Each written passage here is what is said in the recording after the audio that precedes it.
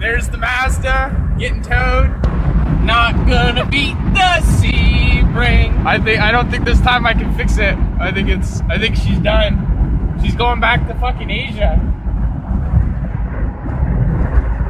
Nah, she'll be alright. We'll see her back in her canned corn cans. You know what I should do? Convert it to electric. Pull everything, put fucking batteries in it, and a fucking electric motor. Hey, that's not a bad idea. Should put a 2-stroke 250 motor. Alright, so here's the deal. I think I figured out what the problem is. So what happened is all my electronics went all screwy, and even with the key out of the ignition, and the car overheated and it was shooting rad fluid out all over the place. Now I thought I'd maybe cracked the block or the head, or there was a leak in the head gasket or something like that.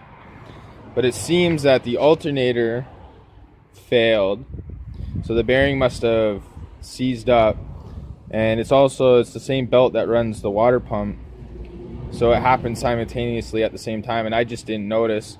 For one, the temperature gauge is right, the steering wheel is right in front of the temperature gauge, so you got to kind of lean down to look at it. So got a new alternator. Well, it's not new, it's like refurbished, but it's pretty, it spins freely, you know, right there. Sorry, not refurbished, that'll focus. No. Remanufactured in China. Okay, so the first thing you want to do is disconnect the battery. Alright, and then we want to take the cruise control off. It's a 10 mil. So there's this bolt here and this bolt here. As of right now, that's all I see. Looks like there was a bolt there, but that's missing. So you might have to take that one off. Okay, so I took that nut off, and there is another nut there that, like I said before, is missing, but you'll need to take that off. And then this whole thing just comes right up. You can kind of put it off to the side, wherever you can. Then we can get down in there easier. We have this air conditioning line. Also looks like it has to move. So that is connected right here.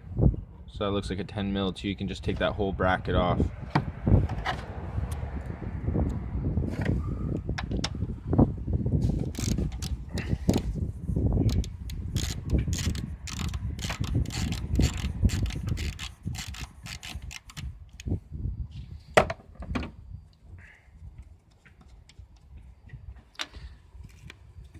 So then that moves kind of out of the way. Oh, it's actually this one. It's actually this one here. But that's okay, that still gives me some room anyway. I'm gonna put that back on for now.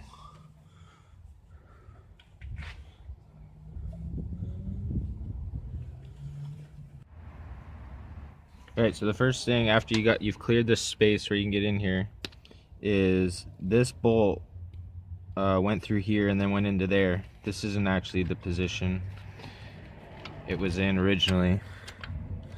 It would have been more. I've kind of got myself stuck there, but it would have been like that, right? And then that bolted into there. So this is like the tensioner. There's a channel that runs across here, so that will bring the pivot this alternator back and forward, and that's what tensions the belt, because there's two belts here. So this is the back belt, the one closest to the motor. So I just had turned that. Oop. Just dropped it. Anyways, I turned that, so I put that bolt in there so I wouldn't lose it. Now I've gone and dropped it, but it probably fell right through. Oh, I didn't record any of that. Alright, so we got this bolt out here, and now this thing slides on that channel, so I pushed it back. The belt is loose, and then I pulled this plug out from here. So you just push down on this tab here and then pull out, you know, just work at it. Now there's another bolt that runs on the bottom, and it's like a long one like this, and it runs, so that's what this pivots on back and forth. So you can, if you can't feel it, you can see it if you get under the car. You got to jack the car up probably though, because the car sits quite low. So I can feel it with my hand. It's back, it's pretty far down there, but you can actually feel the bolt going all the way across too. There's an open hollow spot. So I'm pretty sure I can get a wrench on it, so I'm going to do that now.